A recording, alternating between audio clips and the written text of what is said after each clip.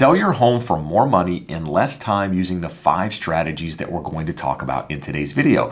With interest rates pushing nearly 7%, we've seen buyer demand fall off a cliff. And because of that, we're seeing homes sit on the market longer, sellers having to reduce their asking price, and sellers frantically reaching out to me, asking me, what can I do to get my home sold? So I wanted to take some time and talk about what I'm talking about with sellers that I'm working with in today's market so that you can maximize your price and hopefully get your home sold for top dollar in this shifting housing market. Now, one thing I want to mention before we dive into this, real estate is local. I'm located here in Southern California. Some of these strategies that I'm talking about here might not work in your market, but the idea here is that if you know them and can apply as much of it as possible, you're likely going to be able to maximize that price while not wearing your patience completely thin. Now, the very first thing I want to talk about in today's video is pricing your home. Now, this isn't one of the strategies that I'm talking about, one of the 5 that I mentioned earlier, but if you don't price your house correctly, the other 5 strategies that I mentioned aren't really going to help. So I thought it was worth starting here so that you have a foundation where you can apply the other things that we're going to mention. But if you're a seller in this market, you have to be realistic as to what your home is worth. Now, that might sound crazy, but understand, as a listing agent, I have conversations with a lot of sellers who still think their house is worth what the house sold back in March. And in some cases, it might be, but what you have to understand is that homes that sold 6 months ago, while the market may have appreciated a little bit since then, affordability is a key driver in buyers being able to afford homes. And while the housing market is slowing, and because interest rates have more than doubled, that pressure on affordability has taken a lot of demand out of the market. And that's the reason that you're seeing homes sit on the market longer and sellers having to do more price reduction. So if you're able to price it a little bit more aggressively from the start, maybe a little bit less than you think it's worth, you're more likely to end up with a better result. At the end of the day, the market is going to tell you what it's worth. If you underprice a home, the demand out there is going to show you that, hey, listen, this home is underpriced. You got multiple offers potentially driving that price up. There's still a lot of buyer demand in the market. In fact, there's a lot of cash buyers still in the market. So don't think just by underpricing your home, you're giving someone, some crazy deal. And I'm not telling you that you have to underprice it, but what I am saying is that homes that are overpriced, those homes tend to sit on the market longer because there's less activity. So when you're pricing your home in this market, just make sure you're using comps within the last couple of months since interest rates have gone up. And if you can, comps since the end of summer. Many markets out there have seasonality. They have ebbs and flows.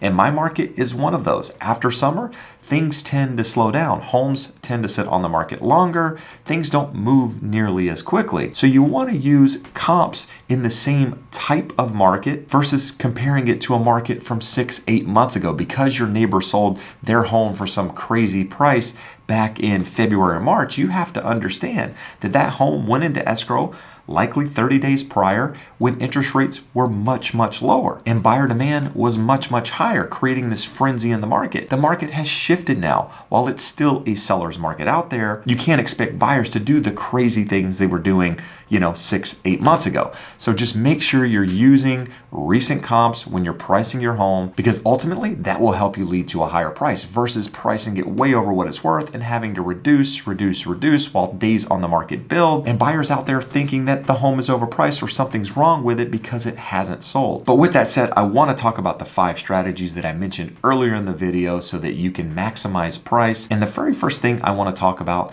is seller credits. Now, this might be counterintuitive. You're trying to get the most out of your home. You're trying to maximize the price. And I'm here telling you that you need to offer seller credits.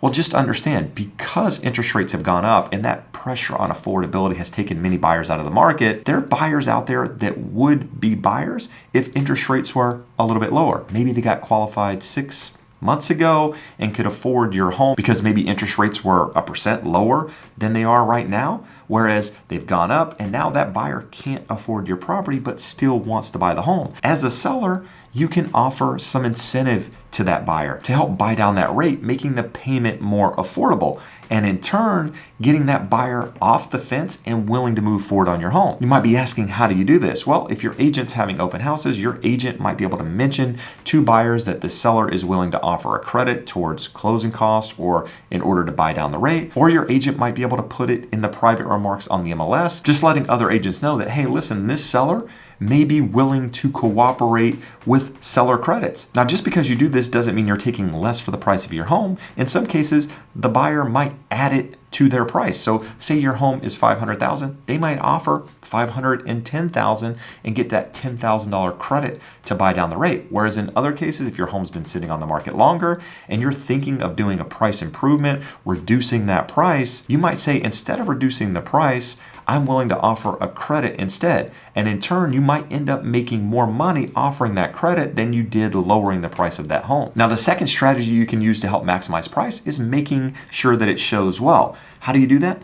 By staging the home, by decluttering the home, by doing things to help maximize space and help the property show in its best light. You want it to show well for photos, but you also want it to show well when people are walking through that home. So while no one wants to spend the money on staging and decluttering and maybe buying some additional items for the home to make it show well, I can tell you in nearly 20 years of experience of selling real estate, doing small things like this will help you maximize the price. Now, you might be a bit confused because your neighbor sold their home a couple of months ago, had no furniture in it, and somebody offered way above the asking price. Well, understand, it was a different market then. We went through a year or so where you didn't have to do a lot of the things that I'm going to talk about in today's video. But as I've mentioned, it's a shifting market. We're back to the basics and a lot of the things real estate agents have done for a very long time. And this is one of them. What I can tell you is out there, buyers at the moment like pretty homes. The homes that need a lot of work, need a lot of fixing up, you got to put a lot of money in. Those are the homes that are sitting on the market. Whereas the homes that show well, that are turnkey, that look like HGTV, those are the homes that are selling quickly and usually for top dollar. And that leads me to my third strategy, which is doing some of the repairs up front before listing the home. Now, as I've referenced several times in this video, the last couple of years, you haven't had to do these things. People were willing to come in and offer a crazy price with a lot of work being needed.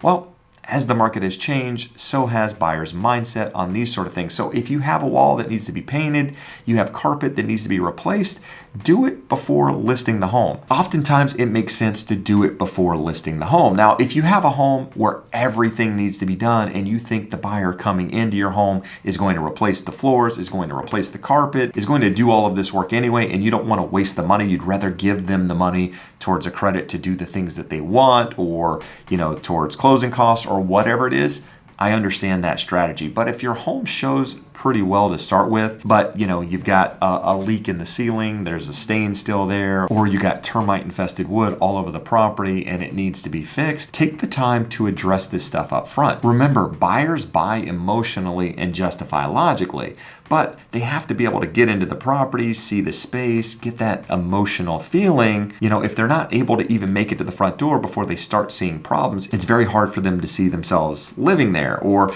that the house doesn't need a lot of work. So take the time, do the minor repairs up front, the visual ones, the ones that come to your eye as you're walking through the property, because at the end of the day, this can help you maximize the price. Now, the fourth thing I want to talk about in today's video is working with a professional. Now, again, this might be something you're like, duh, of course you need to work with a professional. But what I'm seeing at the moment is a lot of agents out there that have no idea what they're doing. In fact, I just recently saw a stat that 91% of agents out there have never sold a home with interest rates above 4% and homes sitting on the market for longer than 45 days. So a lot of agents out there at the moment have never been in a shifting market. They've never been in a professionals market where you have to do some hand holding. You have to be able to actually sell a property. You have to be able to negotiate. And in this market where buyers think house prices are falling and that they should be able to get a deal, you need to make sure you have a professional on your side that has your best interest in mind and can negotiate on your behalf, because at the end of the day, this will help you get more money for your home. Now, with that said, I network with top real estate agents all across the country. So if you need an agent in your market, do me a favor and check the link below. And the last thing, and probably the most important strategy you can do in this market, is be patient.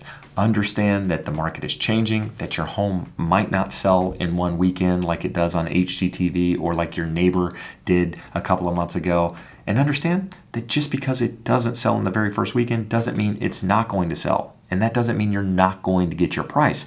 I often have conversations with sellers after their home's been listed for, just a couple of days or a week or 2 weeks. And they're like, should we reduce the price? Should we start to get worried? No, if you're working with a professional, they're going to be able to guide you through this process. There's no need to panic in a market where the average days on market is pushing 60, 70 days. Now, at the same time, your home may sell in a weekend, but at the same time, if it doesn't, that doesn't mean you should change your plan immediately. If you've done the other things that we've talked about in this video, by pricing it correctly, by doing the repairs, then you're likely setting yourself up for success. Now, the last strategy we're going to talk about, a bonus strategy, if you will, number 6, is offering a little bit more commission than maybe you would have to start with, or maybe more than your neighbor's offering. The idea here is that you want to make an agent feel like they're being more than fairly compensated. And if all your neighbors are doing, X percent, if you offer X percent plus a little bit more, that might pique the agent's interest. Remember, most agents out there, most realtors out there are commission based. And if they can make a little bit more money, they might be more willing to help you get your price. And in turn, you get them working on your side.